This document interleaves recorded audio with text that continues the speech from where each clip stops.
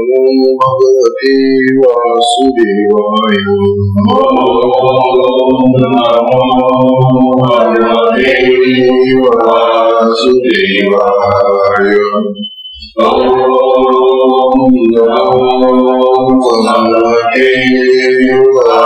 वासुदेवाय।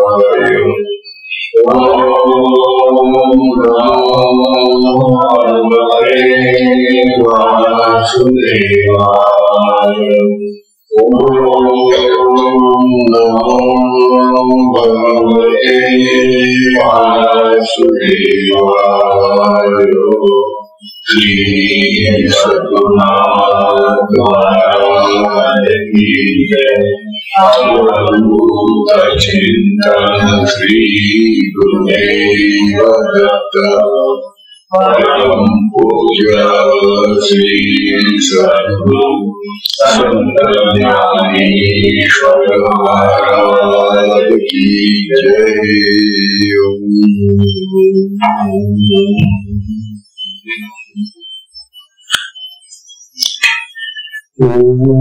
नारायणं पद्मभवं वसिष्ठं शक्तिं च तत्पुत्रपराशरं च व्यासं शुकं गौडपदं महान्तं गोविन्दयोगीन्द्रमथाशिषं श्रीशङ्कराचार्यमथस्य पद्मपादं च हस्तामलकं च शिष्यम् तन्त्रोऽकं वार्तिविकारमन्यां तस्मद्गुरुं सन्ततमानतोऽस्मि। श्रुतिस्मृतिपुराणानामालयं करुणालयं नमामि भगवत्पादं शङ्करं लोकशङ्करं शङ्कराचार्यं केशवं बादरायणं सूत्रभाष्यकृतं वन्दे भगवन्तौ पुनः पुनः। नित्यं शुद्धं निराभासं निराकारं निरञ्जनं नित्यबोधं चिदानन्दं गुरुं ब्रह्म नमाम्यहं। गुरुं ब्रह्म नमाम्यहं। ब्रह्म नमाम्यहम्। ईश्वरो गुरुरात्मेति मूर्तिभेद विभागिनी व्योमवद्व्यक्तदेहाय दक्षिणामूर्तये नमः। दक्षिणामूर्तये नमः। दक्षिणामूर्तये नमः।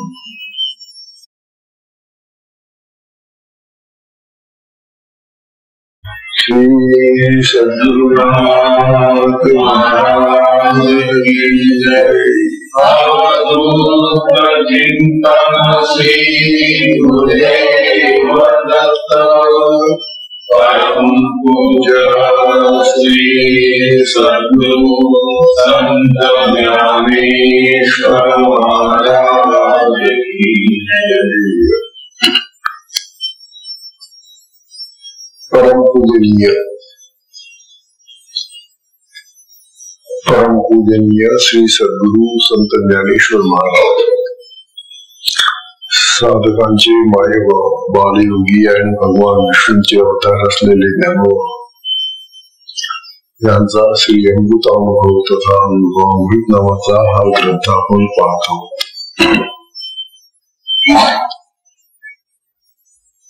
अमृतानुभवाचं हे 6वं प्रकरण सुरू आहे। या 6व्या प्रकरणामध्ये आपल्याला प्रथमतः शब्दांचा उपयोग, शब्दांची महती, शब्दांचं कार्य सांगतात। 12 ओव्यांपर्यंत हा प्रकार झाला। त्यानंतर 13व्या ओवीपासून आपल्याला या शब्दांचं आता अनुपयुक्त म्हणजे तो जसा युक्त आहे तसा अनुपयुक्तही आहे, म्हणजे त्याचा काही उपयोग नाही, शब्दांचा उपयोग नाही। हे ज्ञानोबा आपल्याला कशा संबंधी सांगतायत? आत्मानुभवामध्ये शब्दाचा काही उपयोग नाही। बाकी जगाच्या अन्य कर्मांमध्ये किंवा अनेक गोष्टींमध्ये आपल्याला जो अनुभव घ्यायचा त्यासाठी शब्दाची गरज आहे. जगामध्ये, प्रपंचामध्ये, संसारामध्ये शब्द आवश्यक आहे. परंतु आत्म्याचं जे स्वरूप आहे ते प्राप्त करण्यासाठी या शब्दाचा काही उपयोग नाही. म्हणून शब्द हा तात्कालिक, क्षणिक, गरजेपुरता महत्वाचा आहे आणि तोही अनात्म वस्तूंचं ज्ञान देण्यासाठी. ज्ञानोबा आपल्याला सांगतायत आज की हा शब्द आपल्याला आत्मज्ञान प्राप्तीसाठी, आत्म्यामध्ये जाण्यासाठी कुठल्याही प्रकारे काही सहाय्य करू शकत नाही. त्याचप्रमाणे तो इतर बाबतीमध्ये, संसारामध्ये आपल्याला स्मरणदानी आहे, स्मरण करून देत होतो. परंतु आत्म्याच्या बाबतीमध्ये तो स्मरणही करू शकत नाही. कारण आत्म्याच्या ठिकाणी विस्मरणच नाहीये, तर स्मरण राहणार कुठे. म्हणून स्मरण आणि विस्मरण या दोन गोष्टी, तसं ज्ञान आणि अज्ञान या दोन गोष्टी आत्म्याच्या ठिकाणी नाहीत. आणि मग हा जो शब्द आहे तो शब्द जगामध्ये आपल्याला आपलं जे अज्ञान आहे ते दूर करतो, ज्ञान देतो जगाचं. आपल्याला जे विस्मरण झालं जगामधल्या गोष्टींचं त्याचं स्मरण करून देतो. परंतु आत्म्याच्या बाबतीमध्ये त्याचा काही उपयोग नाही. म्हणून ज्ञानोबा शब्दाचं खंडन करून राहिलेले आहे. तेव्हा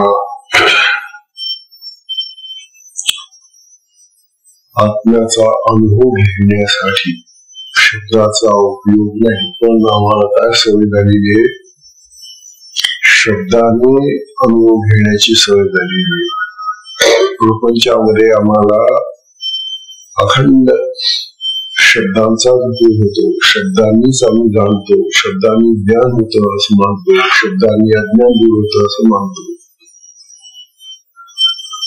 असा हा जो नित्य उपयोगी असणारा शब्द आहे प्रपंचातला, तोच आम्ही या आत्म्याच्या बाबतीत सुद्धा उपयोगाला पाहतो. ज्ञानोबा आपल्याला समजून सांगतात की बाबांनो, ज्या शब्दाचा उपयोग तुम्ही प्रपंचा संसारात केला तो त्या ठिकाणी बरोबर आहे, परंतु आत्मस्थितीमध्ये या शब्दाचा काहीही उपयोग होणार नाही. आणि म्हणून शब्दांनी आत्मा जाणता येत नाही. वाचनाने, निशब्द वाचनाने, शब्द ऐकण्याने, शब्दांचं पठन केल्याने आत्मा कळत नाही, जाणता येत नाही. असं ज्ञान आपल्याला अनुभवाच्या दृष्टीतून सांगतायत. ज्ञानोबाजी आपल्याला समजाले अनुभव. आता हा जो अनुभव आम्हाला येतो तो 3 प्रकारचा असतो. आपल्याला अनुभवाचे प्रकार सांगतायत.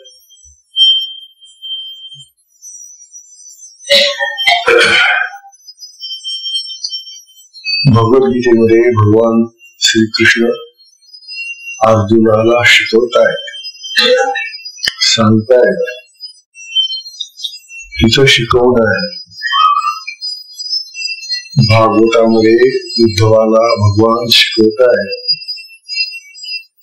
अमृत अनुभवामध्ये शिकवणं नाही. तुम्ही जर असं म्हणत असाल की आता आम्हाला हे ज्ञानोबा जे आहे ते आम्हाला शिकवून राहिले, ज्ञानोबा शिकवत नाही. ज्ञानोबा आपल्या गुरूंना आपला आत्मानुभव सांगून राहिले. एखादा मनुष्य जेव्हा एखादा अनुभव सांगतो त्यावेळेला ते शिकवणं नव्हे, असा त्या ऐकणाऱ्याने त्या प्रकारचा अनुभव घेण्यासाठी खटपट केली तर चांगलंच आहे, परंतु हे अशा पद्धतीचं शिकवणं नाही जसं गीतेमध्ये भगवंत शिकवतात किंवा उद्धवाला भागवताने शिकवतात. शिकवण आहे तिथं. अमृतानुभव असा ग्रंथ आहे की यामध्ये ज्ञानोबा आपला आत्मानुभव सांगताय. हा जो आत्म्याचा अनुभव सांगत आहे तो अनुभव किती प्रकारचा असतो ते आता आपल्याला ज्ञानोबा सांगाय. अनुभवाचे प्रकार 3. पहिला प्रकार आहे मर्त्य, मरणाऱ्या नाशवान अशा देहाचा अनुभव, आणि हाच अनुभव आम्हाला आहे नेहमी. शरीराचा अनुभव आम्हाला येतो. मर्त्य वस्तूचा अनुभव म्हणजे मरणाऱ्या नाश होणाऱ्या देहाचा अनुभव हा एक प्रकार आहे अनुभवाचा. दुसरा प्रकार आहे कर्त्या जीवाचा अनुभव. मी जीव आहे म्हणजे काय, देह तादात्म्य आणि चैतन्याशी संबंध. आत्मा आणि देह यांच्यामध्ये तादात्म्य म्हणजे संबंध. त्या देहाचा आणि आत्म्याचा जो काही संबंध असेल चैतन्याने त्याला जीव भाव येतो. तादात्म्य म्हणतात त्याला. तादात्म्याचा संबंध जीव भावाशी, आणि हा जीव भावाचा अनुभव आम्हाला येतो. मी जीव आहे अशा प्रकारचा कर्तेपणाचा जो भाव आहे देहाचा तो जीव भाव आहे. मी करता आहे, मी करता आहे, मी करता आहे, हा जो कर्ता भाव आहे तो जीव भाव. तेव्हा नुसत्या शरीराचा इंद्रियांचा अनुभव देहाचा पहिला प्रकार मर्त्य. दुसरा प्रकार कर्ता म्हणून मी जीव आहे याचा अनुभव, आणि तिसरा प्रकार आहे आत्मानुभव, ब्रह्मानुभव. मी ब्रह्म आहे, मी आत्मा आहे अशा प्रकारे आत्मस्वरूपामध्ये जाऊन येणारा जो अनुभव त्याला आत्मानुभव म्हटलेले. आता शरीराचा अनुभव तर आपल्याला नित्य आहे. आपण शरीर विसरू शकत नाही. आपला नेहमी संबंध जास्तीत जास्त शरीराशी जास्त आहे, आणि शरीराहून आपण थोडासा बाजूला आलो की कर्ता भाव येतो आणि तो जीव भाव होतो. त्या जीव भावाकडे आपला संबंध लागतो. म्हणून कर्त्या भावाचा जीव भावाचा अनुभव आम्हाला होतो. परंतु हा जो आत्मानुभव आहे, जो आत्मांच्या देहामध्ये अखंड आहे, नित्य आहे, सदोदित आहे, आणि या सगळ्या शरीराचा आणि कर्त्या भावाचा असलेल्या जीवाचा सगळा संचालक आहे, चालवणार आहे, अशा या आत्म्याचा अनुभव आम्हाला नाही. मनुष्य देहामध्ये आल्यानंतर आपल्याला आता ज्ञानोबा सांगताय की जर तुम्हाला काही प्राप्त करायचं असेल, खरोखरच काही उत्तम असं प्राप्त करायचं असेल जगामधलं, तर हा आत्मानुभव आहे. आत्म्याकडे चला, आत्म्याचा अनुभव घ्या. आत्म्याचा अनुभव ज्याला प्राप्त होतो त्याला अखंड सुखाची प्राप्ती होते. देहाचा अनुभव आल्याने काही अखंड सुख मिळत नाही. कर्त्या भावामध्ये जीव जो आहे त्याचाही अनुभव आल्यानंतर अखंड सुख मिळत नाही. ते जे सुख मिळतं ते इंद्रियजन्य सुख आहे, विषयांचं. इथं हा आत्मा जो आम्हाला सुख देतो ते विषयांचं सुख नाही, ते इंद्रियजन्यही नाही, इंद्रियांमुळे मिळणारं सुखही नाही. इंद्रियांमुळे आणि विषयांमुळे मिळणारं सुख नाही. हा फरक लक्षात ठेवा. जगामध्ये आम्ही जेव्हा म्हणतो तेव्हा कसं काय तुमचं ठीक चाललंय ना, सुखी आहात ना? हो सुखी आहोत. जेव्हा तो मनुष्य म्हणतो की मी सुखी आहे, तेव्हा त्याने आत्मानुभव घेतलेला असतो. त्याने ह्या जगाचा सुखाचा अनुभव घेतलेला असतो आणि त्याच्याने तो म्हणत असतो की मी सुखी आहे. तेव्हा त्याचं बोलणं हे संपूर्णतः खोटं असतं. त्याला सुख म्हणत नाही. ज्याला आम्ही सुख म्हणतो या संसारातलं, तो सुखाचा आभास आहे, सुखाभास आहे. सुखासारखं वाटतं पण सुख नाही. तेव्हा जे सुखासारखं वाटतं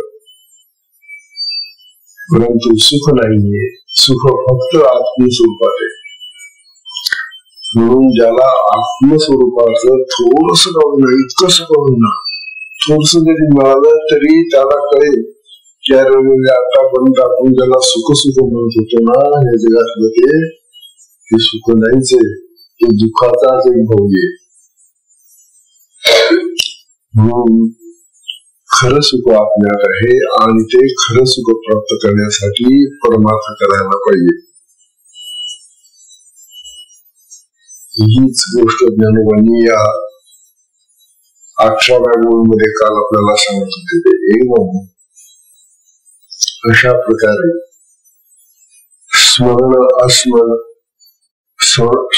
स्मरण नाही तरी स्मारके काय काज काही, म्हणून ये ठाई बोलू न सरे. काम जपा ज्ञानोबा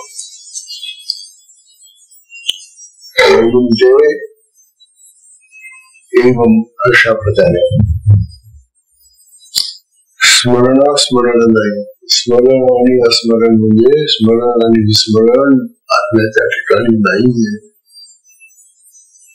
तो अखंड नित्य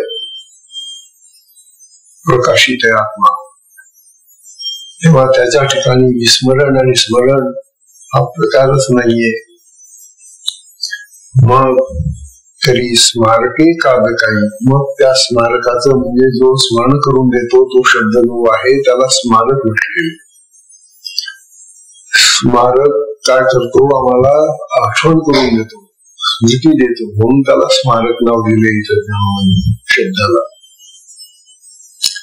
मग या शब्दरूपी स्मारकाचं त्या आत्म्याच्या ठिकाणी काय काम आहे?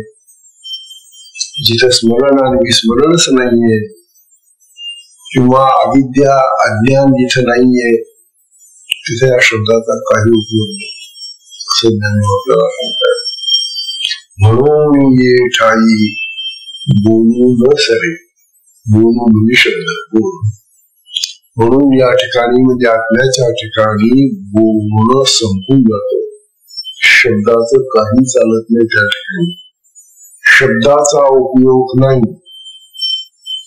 म्हणून तुम्हाला असं दिसेल की जे आत्मज्ञानी महात्मे असतात ते शब्दांनी वाच्यता करत नाही, ते चूप होऊन जातात, ते गप्प होऊन जातात, ते मौनात राहतात. आणि ज्याला आत्मज्ञान झालेलं नसतं तो बडबड करत राहतो, फार बोलतो तो, कारण त्याला आत्मज्ञान नाहीये. आत्मज्ञानी मनुष्य शब्दांचा फारसा कधीच उपयोग करत नाही. आणि जो काही एखाद्या वेळेला काही एखादा शब्द त्याच्या अंतःकरणातून सोडून बाहेर निघेल तो आत्मानुभवाचा शब्द असतो. ज्ञानोबांचा हा ग्रंथ सगळा अशा स्तरेचा आत्म्यातून आलेला अनुभवाचं प्रतिपादन करणारा ग्रंथ आहे. म्हणून हा ग्रंथ साधकांनी ऐकलाच पाहिजे. म्हणून साधकांची संख्या मोठी पाहिजे असं आम्ही काल म्हणत होतो. पण साधक जर थोडेच असले तर तेही चांगलं आहे, कारण जितकी जास्त मंडळी तितकं प्रदूषण जास्त. हे खरंच आहे. आता कोणाला शिंका येतात, जांभळ्या येतात, खोकला येतो, काय नाना प्रकार आहे. हे जे प्रकार होतात ते प्रदूषणाचे प्रकार आहेत. म्हणून जास्त लोकांमध्ये आपण जर मिसळलो तर त्या आपल्याला प्रदूषणामध्ये जावं लागतं. पहा तुम्ही, मोठमोठ्या ज्या सभा होतात, हजारो लोक ज्या ठिकाणी बसतात, त्या ठिकाणी इतक्या लोकांचे श्वास, इतक्या लोकांचं प्रदूषण. म्हणून ज्या लोक आपल्याला सांगतात आपली साधना एकांताची साधना आहे, लोकांताची साधना नाही. लोकांताची साधना म्हणजे अनेक लोकांमधून करावयाची साधना नाही. म्हणून एकांतामध्ये जो आपला विकास होईल, प्रगती होईल, उन्नती होईल, ती समूहामध्ये होत नाही. एकांतामध्येच ही साधना करावी लागते. असा हा उपदेश आपल्याला आपल्या गुरु महाराजांनी, श्रीमतीचे महाराज नेहमी देत असत. आणि म्हणूनच त्यांनी आश्रमांचा हा जो आश्रम निर्मितीचा प्रकार त्यांनी वाढवला तो एवढ्यासाठी. तेव्हा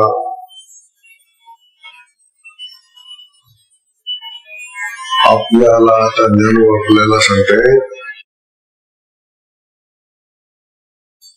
ज्ञान आपल्याला असं सांगताय की मनुष्याला म्हणजे आम्हाला अनात्म पदार्थांचं जितकं विस्मरण होईल, लक्षात घ्या, काय आम्हाला अनात्म पदार्थांचं जितकं विस्मरण होईल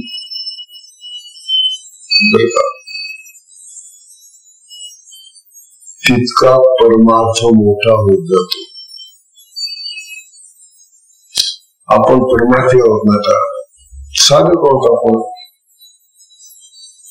परमार्थ म्हणजे जो परम अशा अर्थाला प्राप्त करण्यासाठी उद्योगाला लागलेला आहे त्याला परमार्थी म्हणतात. आणि तो सगळ्यात मोठा अर्थ म्हणजे आत्मा आहे. आत्मप्राप्तीसाठी करावयाचा जो अर्थ, जो प्रयत्न, जी साधना, त्याला परमार्थ असं म्हटले गेले. मग सगळ्यात मोठा परमार्थ आहे अनात्म वस्तूंना विसरणं. आणि आत्म्याकडे जात असताना तो जो आत्मा आहे तो आत्माप्रेमी, मग त्याचं स्मरण सतत होत राहत. ज्याला अनात्म वस्तूंचं विस्मरण होत चाललं तो मनुष्य अधिक मुक्त होत जातो, मोक्षाकडे चाललेला आहे. अनात्म वस्तूंचं विस्मरण होणं, विसरत जाणं, सुटलं का शोधेव आपल्याला ते, अशी आठवण पडत जाणं, मग त्या माणसाला चिंतेचे विषय कमी होत जातात. त्याचे हे तर निश्चित आहे. कारण या अनात्म वस्तूंचं चिंतन करत बसला तर तुम्हाला, आम्हाला तोच छंद लागतो. आणि त्या अनात्म वस्तूंचं स्मरण आपल्याला सतत घडत असल्यामुळे त्या आत्मवस्तूंचं मग स्मरण कधी होईल. म्हणून आम्ही सदैव संसारातल्या गोष्टींचं चिंतन करत असतो, स्मरण करत असतो. आणि त्यामुळे आम्ही खरा परमार्थ करत नाही.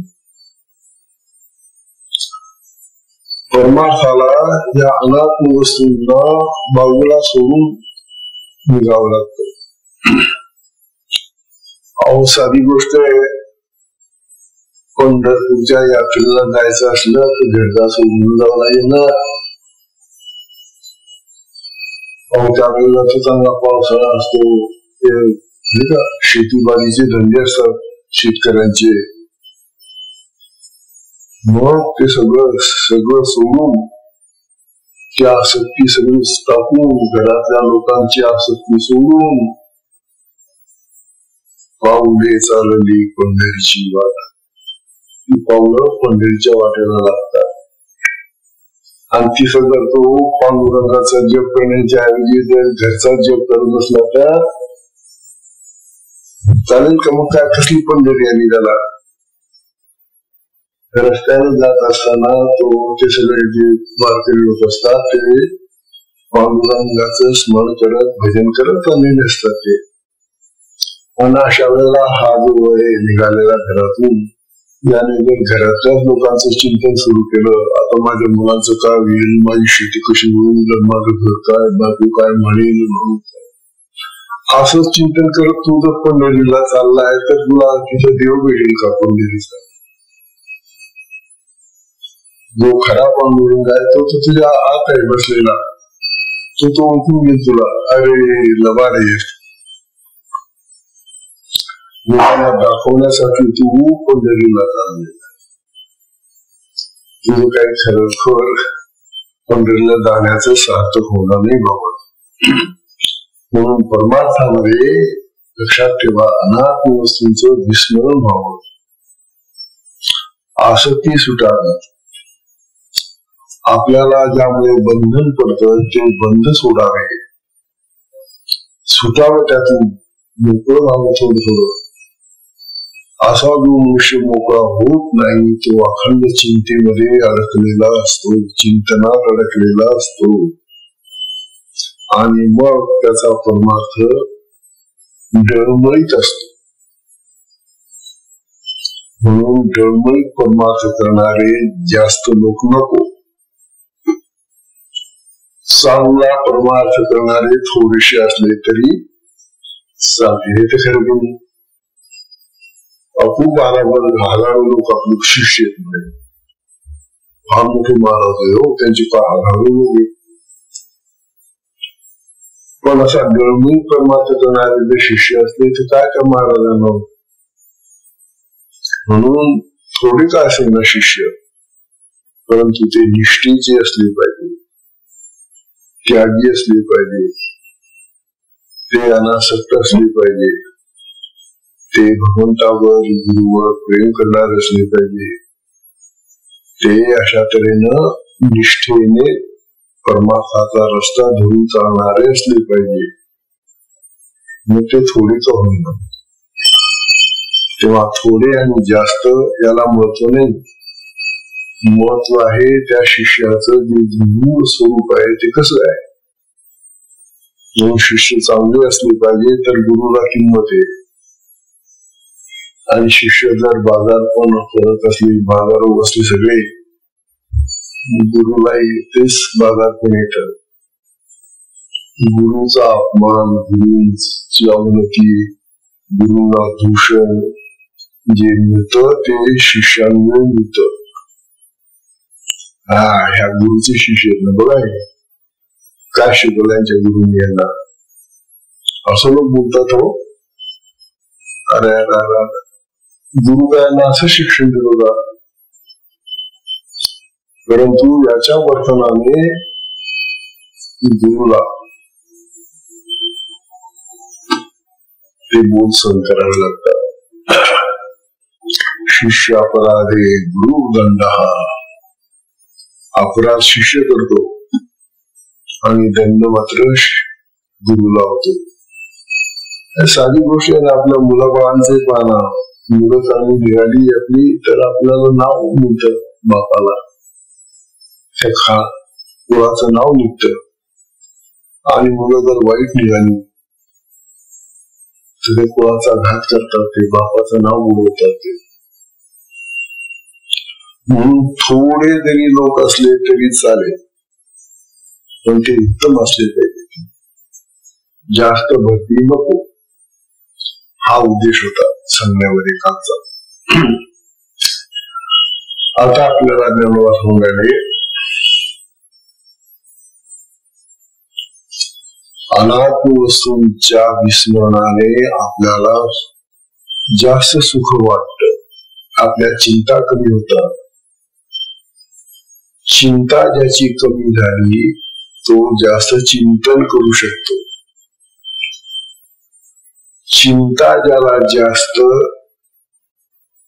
त्याला चितेवर जावं लागतं लवकर. चिंता काय करते? जाणारी येते. जो मनुष्य सतत चिंता करत काळजी करत बसतो, काळज्या चिंता ह्या ज्या आहेत त्या माणसाला जाळतात, आणि ज्या जाळण्याचं काम चिता करते, स्मशानामध्ये चिता असते ना, ती जाळते. फक्त इथं लाकडं नाहीये तेवढंच, हरी म्हणून राहिला. काळजी चिंता वगैरे करून हरी जळतोय. तेव्हा चिंता माणसाला चितेवर नेते आणि जाळते. चिंतन, आता काय फारसा फरक नाहीये. चिंता आणि चिंतन याच्यामध्ये काय फारसा फरक आहे शब्दामध्ये? पण चिंतन हे भगवंताचं असतं, सद्गुरूंचं असतं.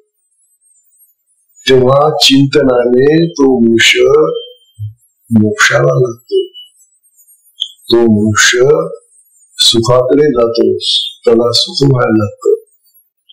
अशा प्रकारचा हा उपदेश ज्ञानोबा आपल्याला या अमृतानुभव देत आहे.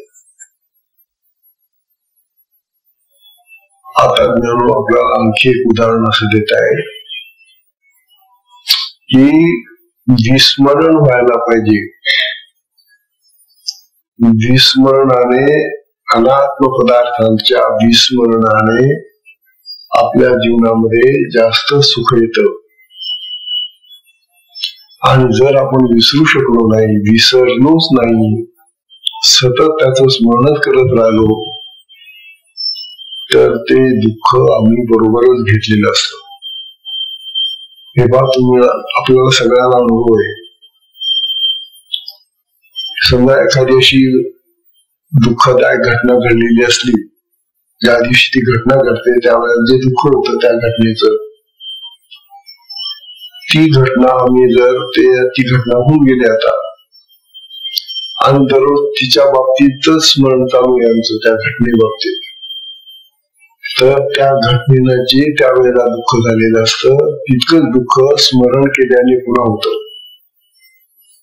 हे तर नक्की आहे. ज्या वस्तूचं तुम्ही स्मरण करता ती सुखदायक आहे का दुःखदायक आहे? ती जर दुःखदायक वस्तू असेल आणि तिचं स्मरण तुम्ही करत असाल तर तितकंच दुःख त्या वेळेला सुद्धा स्मरणाने होतं. आणि अशा तऱ्हेने जो मनुष्य सतत अनात्म वस्तूंचं आणि अशा गोष्टींचं स्मरण करत राहतो त्याला मरताना सर्पयोनी मिळते. कोणत्या जन्माला जातो तो? सर्पाच्या. का बरं? बाकीचे नाही का त्याला? नाही, सर्पयोनी अशी योनी आहे बघा. वैर जन्मांतरीचे सर्पा मनोनी नगचे, असं वचन आहे. सर्पयोनीमध्ये गेल्यानंतर हा जो साप असतो ना, तो मागच्या जन्माचं वैर सुद्धा विसरत नाही. समजा आता आपण साप दिसला की मानाने सुटतो, मारतो, त्याला ठेचून मारतो, काय कशाने मारतो. तो आपल्याला पाहत असतो मारताना, त्यावेळेला तर त्याला काही करता येत नाही, तो मरून जातो बिचारा.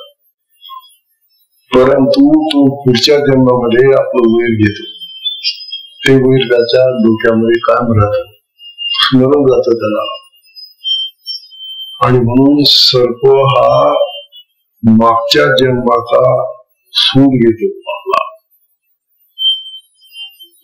बरं, म्हणून सर्पाला मारू नये. त्याने काय केलं? आपलं मारायचं. नुसतं साप दिसलं की मारतात त्याला. अरे तो त्याला जे विष दिलेलं आहे ते त्याच्या रक्षणासाठी दिलेले आहे, ते काय माणसाला चावून मारण्यासाठी दिलेले आहे. मग तसं जर असं तो प्रत्येक घरामध्ये शिरून लोकांना मारत राहायला असतात, तो त्याचा बाजूला राहतो विचार कुठेतरी. हा, तुम्ही काही त्रास दिला, त्याच्या अंगावर काही पाय ठेवला, काही दाबदूब केली त्याला, तर मग तो जावेल. पण एरवी सर्प कधीही मुद्दाम होऊन चावा घेत नाही. सर्पाला फार ज्ञान आहे. सर्पाला माणसापेक्षा मोठं ज्ञान आहे. तुम्ही म्हणाल कसं काय? आम्ही तर किती शाळा कॉलेजेस मध्ये शिकलेलो, आम्हाला खूप ज्ञान आहे. अरे, हे तुमचं जे शाळा कॉलेजचं जे शब्द ज्ञान आहे याचा काही उपयोग नाही. त्या सर्पाला का नाही का हो? नाही. मग तो भूमीच्या आत्मे शब्द ऐकतो. जर काही गडबड झाली असेल, भूकंप होणार, धनिकंप होणार असेल, तर त्याला आधी कळतं. कुठे कुठे कुठे कुठे कुठे कोण कोण त्याचे शत्रू आहे ते त्याला चटकन कळतं. कान नाही, हातपाय आहेत का त्याला? हात नाही, पाणी तरी पळतो तो. आपल्याला पळता येईल का? समजा आपला एखादा पाय तोडला कोणी, एका पायाने पळता येईल? सर्पाला पायाने हात नाही चालली तरी सुद्धा तो बेफाम पळतो, अतिशय वेगाने पळतो साप. कान नाही तरी सुंदर ऐकतो तो. ही जी संवेदना शक्ती त्याच्यामध्ये आहे ती माणसामध्ये नाही. आणि मग तो बरोबर लक्षात ठेवतो, तो विसरत नाही. तो कोणी मला मारलं होतं, कोणी ठेचलं होतं मला. आणि मग तो त्याचा बदला घेण्यासाठी जेव्हा दुसऱ्या देहात जातो, तेव्हा जर त्याला देह तोच मिळाला, सर्पाचाच मिळाला, तर मग बरोबर तो त्याचा बदला घेतो. म्हणून सर्पाला मारू नये असं शास्त्र सांगते. कारण सर्प हा आपल्याला मारण्यासाठी तो निर्माण नाही केला देवाने. असे तर असंख्य पदार्थ आणि अशा असंख्य असे जीव आहेत की जे विषारी आहेत. अनेक वनस्पती विषारी आहेत. हिमालयामध्ये तर अशा वनस्पती आहे की तुम्ही त्या वनस्पतीच्या जवळ गेले की लगेच ती पकडते तुम्हाला. आणि ती वनस्पती विषारी असल्यामुळे मागून टाकते माणसं. वनस्पतीमध्ये सुद्धा अशा प्रकारचं विष आहे, सर्पामध्ये विष आहे, आणि माणसामध्ये काय विष नाही का? मग माणूस सगळ्यात जास्त विषारी आहे. एखादा माणूस दुसऱ्या माणसाला जर चावला तर साप चावला तरी तो उतरेल, पण ह्या माणसाच्या दाताने त्याला चावा घेतल्यानंतर त्याला जे विष लागलं ते कुठल्याच मंत्राने उतरत नाही. मग माणूस जास्त विषारी हो. म्हणून विस्मरण ठेवावं, स्मरण करू नये, नाहीतर सर्पयोनीमध्ये जावं लागेल असं ज्ञानोबा सांगणार. अशा प्रकारे शब्दाचा आपल्याला स्मरणामध्ये किंवा विस्मरणामध्ये आत्म्याच्या ठिकाणी काही उपयोग नाही. हे ज्ञानोबांनी आता ह्या 18व्या ओळीमध्ये सांगितलं. आता 19वी ओळी बघा काय म्हणतात ज्ञानोबा. 19व्या ओळीमध्ये ज्ञानोबा आपला सांगतात, आणिक एक शब्दे काज कीर भले साधे. काज कीर भले साधे, परी दिवसान बंधे विचारू येथे. परी दिवसान बंधे विचारू येथे. बापरे बाबा, ज्ञानोबांनी ही जी ओवी लिहिली,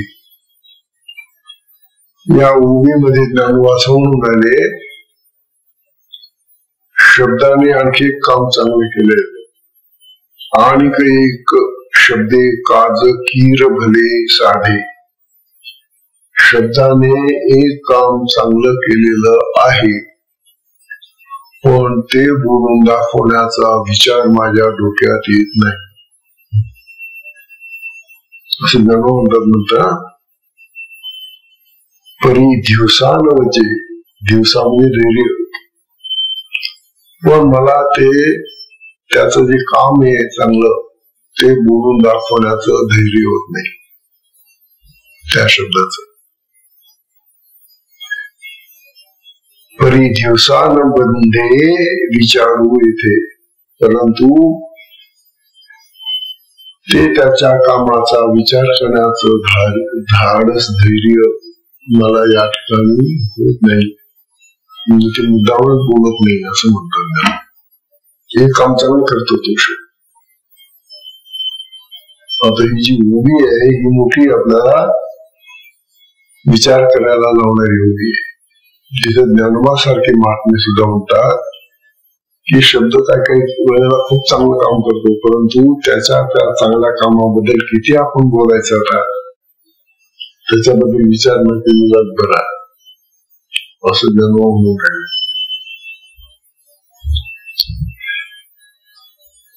काय करतो हा शब्द? शब्दाचं चांगलं काम कोणतं? शब्दाचं चांगलं काम आहे अज्ञान दूर करणं. आपल्याला जे अज्ञान आहे, जगाच्या संबंधीचं अज्ञान आहे, हे अज्ञान दूर करण्यासाठी शब्दच उपयोगाला येतो. हे तर आपण पहिल्यापासून ज्ञान आपल्याला सांगू आहे. अविद्या निवृत्ती करतो. पण आता मी तुम्हाला असं सांगतो की अविद्या नावाची गोष्ट आत्म्यामध्ये नाही. अविद्या अज्ञान आत्म्यामध्ये नाही. तिचं ज्ञान येणं, स्वयंप्रकाशित ज्ञान येते आत्म्यामध्ये, मग तिथं अज्ञान कसं राहील? अविद्या राहील कशी तिथं? म्हणून तो चांगलं काम करतो हे म्हणायला माझं मन का धाडस करू शकत नाही, कारण त्याचा काही उपयोग नाही तिथे. त्याचं काम चांगलं कोणतं आहे की तो जगातल्या लोकांचं जे अज्ञान आहे ते दूर करतो, चांगलं आहे. परंतु हे जे अज्ञान निवृत्ती आहे किंवा अविद्या निवृत्ती त्याचं कार्य आहे, हे आत्म्याच्या बाबतीत लागू होत नाही. आणि म्हणून मला त्याच्या त्या चांगलेपणाबद्दल बोलावंसं वाटत नाही. तो किती जरी लोकांचं अज्ञान दूर करत असला तरी ते जे अज्ञान आहे ते जगातल्या ज्ञानाच्या विरुद्धचं अज्ञान आहे. जगाचं ज्ञान आणि जगाचं अज्ञान असे दोन प्रकार असतात. आम्हाला आता हे घड्याळ आहे,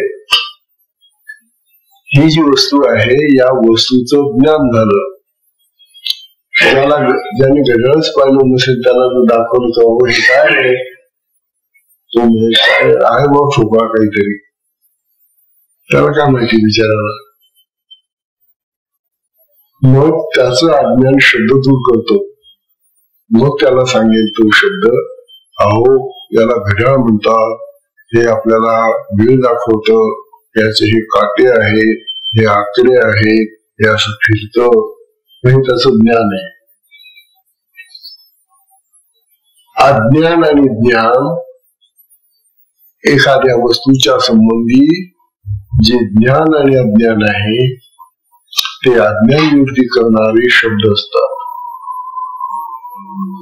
पण या वस्तूच्या ऐवजी आता आम्हाला आत्म्याचं ज्ञान पाहिजे.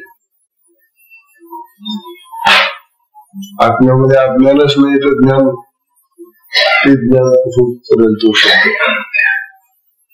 ती अज्ञानाची निवृत्ती किंवा अविद्येची निवृत्ती करण्यासाठी आत्म्यामध्ये असं आलं पाहिजे ना ते अज्ञान. आत्म्यामध्ये अज्ञानच नाहीये. जे त्याच्यामध्ये नाहीये त्या ठिकाणी हा शब्द काय करेल? म्हणून हा शब्दाचा चांगुलपणा जरी संसाराच्या बाबतीत चांगला असला तरी आत्म्याच्या बाबतीमध्ये हे बोलणं बरोबर नाहीये. म्हणून मला त्याच्या संबंधी बोलावंसं वाटत नाही असं ज्ञानोबा आहे. चांगलं काम आहे त्याचं, पण तो प्रपंचातल्या लोकांसाठी, परमार्थातल्या लोकांसाठी नाही. आत्म्यासंबंधी नाही, पण आत्म्यामध्ये अज्ञानच नाही, अविद्याच नाही, तर मग शब्द काय केलं तिथे? तेव्हा ज्ञानोबांनी या गुरुमध्ये आपल्याला विचार करायला लावलं. म्हणून ज्ञानोबा म्हणतात, आत्म्याचं जे स्वरूप आहे त्या स्वरूपामध्ये आपण जर गेलो तर मग आपल्याला कळेल की अरे इथं तर काहीच नाही, अज्ञान नाही, अविद्या नाही, स्मरण नाही, विस्मरण नाही, काहीच नाही. ते तिथं गेल्यानंतर कळेल.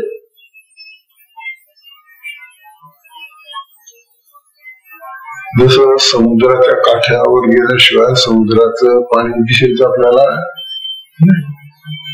आज चित्रात दिसेल आम्हाला. चित्रामध्ये जर कोणी समुद्र दाखवला, हे बघा समुद्र बरं का, आणि त्याचं पाणी बरं का, त्या लाटा असतात बरं का समुद्राच्या, ठीक आहे, चित्र पाहून तुम्ही म्हणा समुद्र, पण तो काय अनुभव आहे का तो समुद्राचा? म्हणून समुद्राच्या पाण्याचा, लाटांचा अनुभव घेण्यासाठी समुद्राच्या काठावरच जावं लागेल आपल्याला. तद्वत आत्मस्वरूपामध्ये गेल्याशिवाय आत्म्याचं ज्ञान, आत्म्याची शक्ती, आत्म्याचं सौंदर्य, आत्म्याचं सुख यांचं आपल्याला कधी ज्ञान होणार नाही, त्या कळणार नाही गोष्टी. म्हणून आत्म्यामध्ये जावं लागेल असं ज्ञान आपल्याला सांगताय.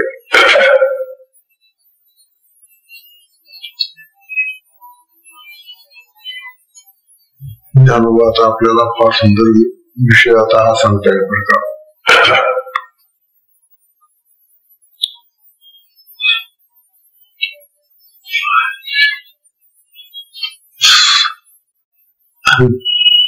ज्ञानोबा आणि भगवान शंकराचार्य हे आपले या परमार्थातले श्रेष्ठ गुरु आहेत. आदि शंकराचार्य, भगवान शंकराचार्य म्हणतात. या भगवान शंकराचार्यांनीच खरं आपल्या या हिंदू धर्माला काहीतरी खरं स्वरूप लावलेले. तेव्हा त्यांचे फार उपकार आहेत आपल्यावर. तेव्हा आचार्य जे सांगतात तेच थोड्याशा वेगळ्या पद्धतीने ज्ञानोबा सांगतात. म्हणून काही लोकांना असं वाटतं की आचार्य तर वेगळं सांगतात आणि ज्ञानोबा वेगळं सांगतात. वास्तविक ज्ञानोबा आणि आचार्य यांच्यामध्ये मतभेद नाही. भाष्यकारा ते वाट पुसतू असं ज्ञानोबांनी त्या ज्ञानेश्वरीत म्हटलेलं आहे. मी त्या भाष्यकार भगवान शंकराचार्यांना वाट पुसतोय, विचारतोय परमार्थाची, तेव्हा त्यांच्या मार्गदर्शनानेच मी ज्ञानेश्वरी लिहून राहिलो असं ज्ञानोबांनी त्या ठिकाणी सांगितले. मग ज्या ज्ञानोबांना वाट दाखवणारे आदि शंकराचार्य त्यांच्या विरोधी मते यांची कशी असतील? बोलण्यात फरक असतो फक्त, बस. बोलण्यात फरक पडला की लगेच आपल्याला असं वाटतं की अरे हे तर वेगळं सांगतात आणि ते तर वेगळं सांगत होते.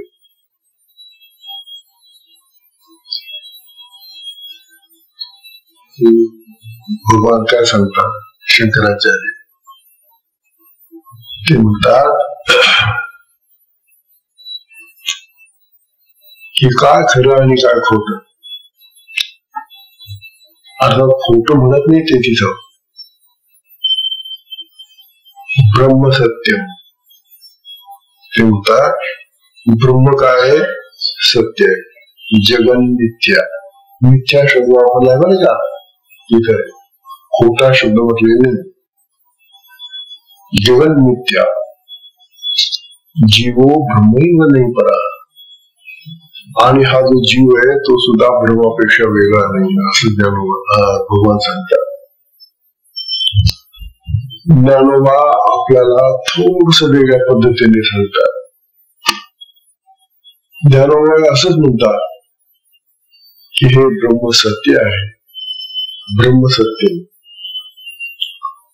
पण जगत कसं आहे, जगत त्या ब्रह्माचंच एक वेगळं रूप आहे.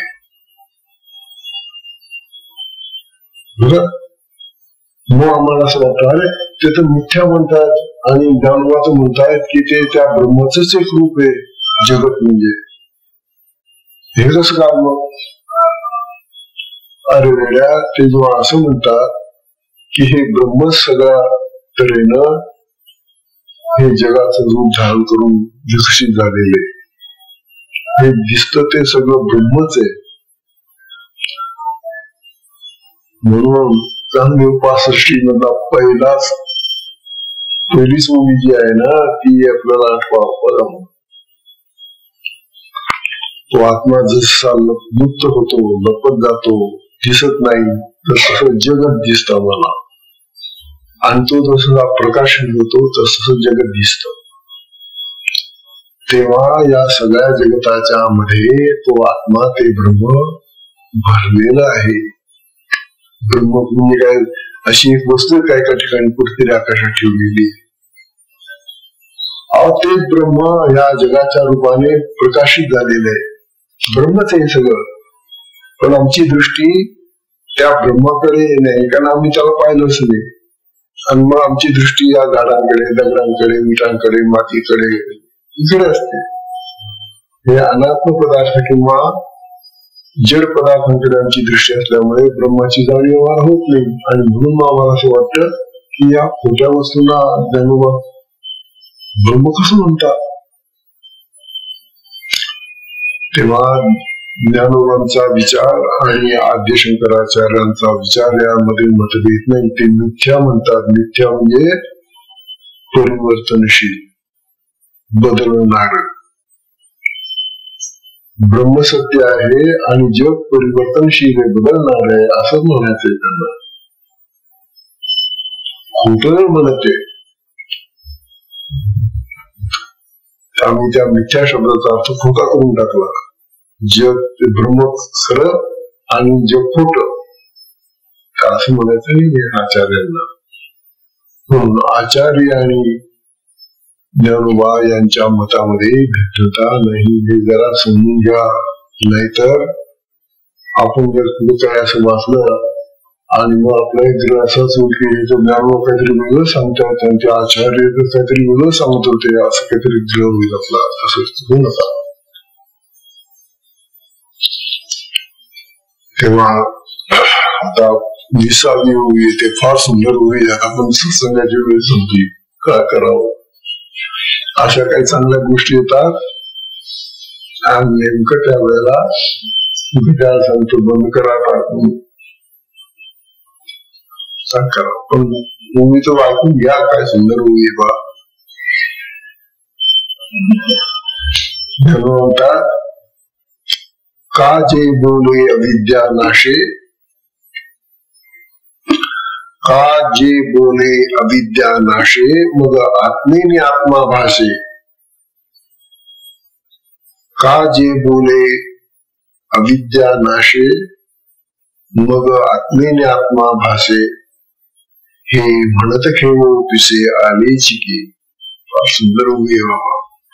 हे म्हणत खेळो पिसे आले चिकी. कमता शब्दाचा भूमीचा अर्थ नाही करणार आपल्याला. काय म्हणतात ते, का जे बोल्या विद्या नाशे. शब्दाने अविद्या नष्ट होते, नाश पावते आणि आत्म्याला आत्मा दाखवला जातो. अविद्या नष्ट झाली की आत्मा दिसणार आहे का. असं जर आम्ही म्हटलं तर आम्ही वेडगळ लोकांच्या पंक्तीत जाऊन बसतो. हे म्हणत खेळू पिसे, पिसे म्हणजे वेडगळपणा, वेडा पिसा, वेडा पिसा म्हणतात ना. हे म्हणत खेळू पिसे आले चिके. हे म्हटल्याबरोबर तो वेडगळपणा आमच्या गळ्यात येतो. उलटा वेगळेपणा कसा येतो आता ते उद्या समजा सुंदर गेले का आम्ही लेटगट असतो सुंदर नाहीये तुम्ही उद्याला ऐकायला यावं म्हणून मी आता तिकडे सांगत हरिओम.